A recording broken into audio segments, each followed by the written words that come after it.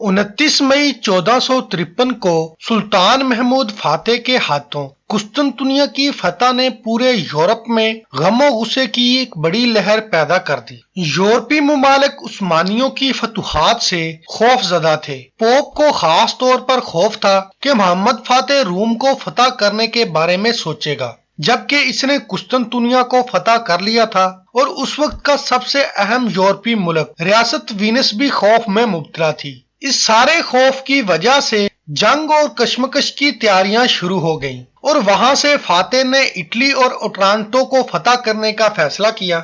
लुबनानी मौरख मोहम्मद सहेल तकूश अपनी किताब उस्मानियों की तारीख में हमें उस दौर में अनातोलिया की सियासी सूरत हाल के बारे में बताते हैं। कुस्तुनतुनिया की फतह के बाद सल्तनत उस्मानिया ने अपनी फतूहात का आगाज यूरोप की तरफ से शुरू किया था, लेकिन इस फतह से खित्ते में दो अहम सियासी अदारों को नुकसान पहुंचाया गया। पहली अनातोलिया में आग कोयोनोलो रियासत और इसका शहजादा आजवान हसन, जो अनातोलिया में उस्मानियों से मुल्हिक एक रियासत थी। महमूद फातेह ने अपनी रियासत को अनातोलिया की दो छोटी सल्तनतों तराबजून रियासत तक महदूद सल्तनत और करामान सल्तनत तक महदूद कर दिया था। दूसरी पार्टी वीनस की रियासत थी। दुनिया के तजारती कुतुब की हैसियत से उस वक्त वीनस सबसे अहम यूरोपी मुल्क था।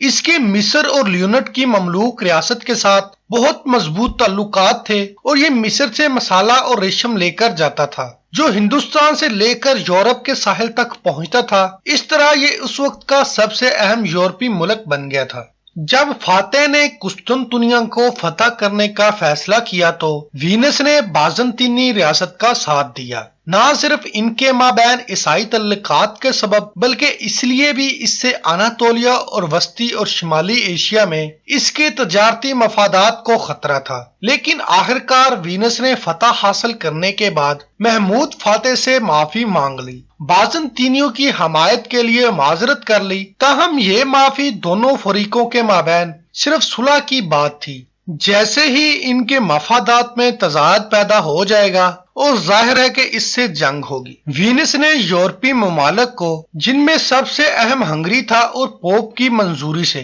मगरब से उस्मानियों पर हमला करने के लिए उकसाया और अपने इत्तेहाद की क़यादत की, जबकि इस बात पर इत्तफाक किया गया कि आज़ोन हसन अनातोलिया में मशरक की तरफ से हमला करेगा और वीनस इसे तोप और कुछ हथियार मुहैया करेगा जो इसके पास नहीं थे, और वीनस रियासत इस मुहिम की बहुत ज्यादा माली लागत भी बर्दाश्त करेगी। लेकिन फातेह अपने जासूसों के जरिए इन खुफिया माहिदों के बारे में जानता था और सुल्तान फौरन ही मुतहर्रिक हो गया। महमूद फातेह सबसे पहले अप्रैल 1463 में हंगरी पर हमला करने के लिए निकला और इसने हंगरिया के बादशाह मैथियस कुरोन को शिकस्त दे दी, जबकि दूसरी तरफ पोप पाइस दोम सलीबी जंग के रास्ते में फौत हो गया। इस बार चूंकि नया पोप अंदरूनी जंगों में मसरूफ था, सुल्तान महमूद फातेह को अनातोलिया में आज़ून हसन के खात्मे का मौका मिल गया। आज़ून हसन उस्मानियों से लड़ने के लिए निकला और इसने जर्मनी के शहंशाह और हंगरी के बादशाह वीनस को पैगाम भेजा कि वो उस्मानियों से जंग के लिए निकल पड़ा है और उन्हें भी मगरब से निकलने पर जोर दिया। लेकिन सुल्तान महमूद फातेह का आज़ून हसन से टकराव इसके इत्तेहादियों से आने से पहले ही हो गया और अरज़नजान खित्ते में आज़ून हसन को एक बड़ी शिकस्त से दोचार किया। सुल्तान महमूद फातेह इस जंग से पहले की निस्बत ज्यादा मजबूत हो गया था। सुल्तान ने मशरकी यूरोप में हंगरी की कुछ सरजमीनों, कुछ अल्बानिया और कुछ विंशियन अमलाक, कुछ खास तौर पर इटली के मशरकी हिस्से और खास तौर पर वीनस पर कब्जा किया। इस शिकस्त का सामना करते हुए वीनस सुल्तान महमूद फातेह के साथ मुआहिदा करने पर मजबूर हो गया। इस जमाने में इटली मुत्तहिदा इटली नहीं था जिसे हम जानते हैं। ये निस्बतन छोटी सी रियासत थी, लेकिन समुद्र में बहुत ही दौलतमंद और ताकतवर थी। फतह के बाद सुल्तान महमूद फातेह ने बहरिया रूम में वेनेसियों के असर और रसूख को खत्म करने के बाद सुल्तान रूस से ताल्लुक रखने वाले क्रीमिया की तरफ बढ़ा। इतालवी जेनवा, जो वीनस का हरीफ था, ये इलाके इसके जेरे असर थे। सुल्तान फातेह खित्ते में उस्मानी फौजी ब्रिगेड कायम करने में कामयाब रहा था। इसने क्रीमिया के मंगोल खान से सल्तनत उस्मानिया से وابستہ ہونے پر اتفاق کیا تھا اور خطبہ اور سکہ میں عثمانی سلطان کے نام کے بعد اس کا نام لیا جائے گا۔ اس کے بعد فاتح یونانی جزیروں کی طرف چلا گیا جو سلطان اور اٹلی کے مابین فطری رکاوٹ تھے، اور سلطان جزائر سانٹا، سان مورے اور کیفالونیا کو فتح کرنے میں کامیاب رہا۔ اس طرح سلطان نے اٹلی کی فتح کے لیے اپنے بیڑے کی راہ ہموار کر لی۔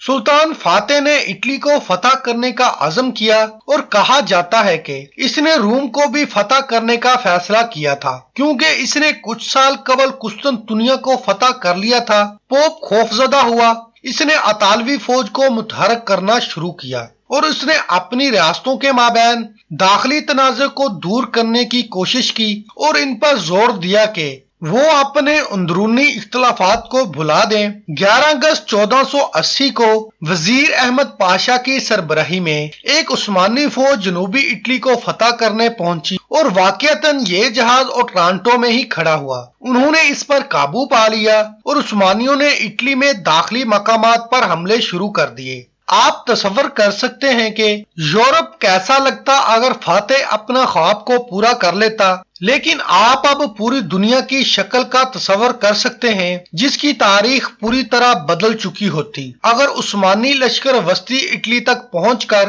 دنیا میں عیسائیت کے مرکز روم تک پہنچ جاتا۔ تاہم ایسا نہیں ہو سکا۔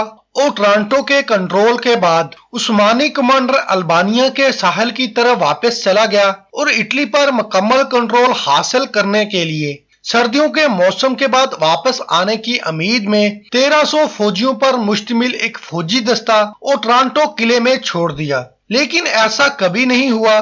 جب سردیوں کا خاتمہ ہوا اور موسم گرما کے آغاز میں سلطان محمود فاتح 3 مئی 1481 کو فوت ہو گیا اور اس کے 2 بیٹوں باجزید دوئم اور جم سلطان کے مابین خانہ جنگی شروع ہو گئی۔ دوسری طرف اٹلی کی فوجوں نے عثمانیہ کے فوجی دستے کو قلعے میں 3 مہینوں تک گھیر لیا اور اس فوجی دستے کا کمانڈر جب عثمانی سپلائی کی آمد سے مایوس ہوا تو اس نے اس شرط پر ہتھیار ڈالنے پر اتفاق کیا کہ وہ اپنی فوج کے ساتھ شہر سے بحفاظت چلا جائے گا، اور یہ سلطان فاتح کی موت کے 4 ماہ بعد ستمبر میں ہوا تھا۔